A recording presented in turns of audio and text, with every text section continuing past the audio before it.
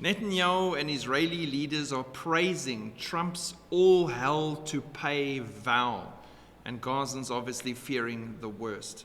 Now, what Trump basically said was all the hostages had better be released before his inauguration in January, or there will be all hell to pay.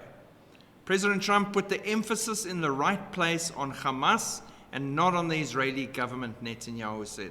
Prime Minister Benjamin Netanyahu thanked U.S. President-elect Donald Trump on Tuesday for issuing a toughly worded statement demanding that the hostages held in the Gaza Strip be released ahead of his January 20 inauguration. Hamas is required to release the hostages. President Trump put the emphasis in the right place on Hamas, not Israel, as is customary everywhere else.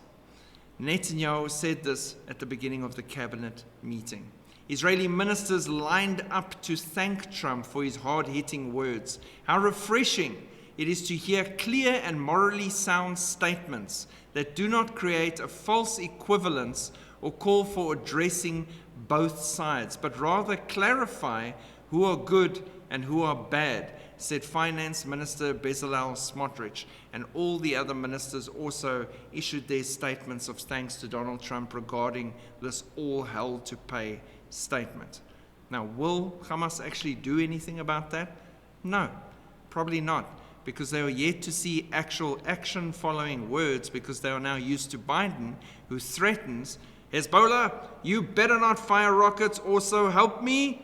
And then they fire rockets that same moment, and he goes and buys an ice cream.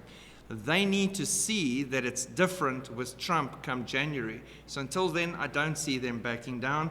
And the other thing is, how many are still alive? And that is something I don't think they want to reveal too quickly to the world. Not that the world is against Hamas, the world is against Israel. Pray for Israel, pray for those hostages that are still alive, and for the families of the hostages that are still waiting and hoping for their release. Shalom.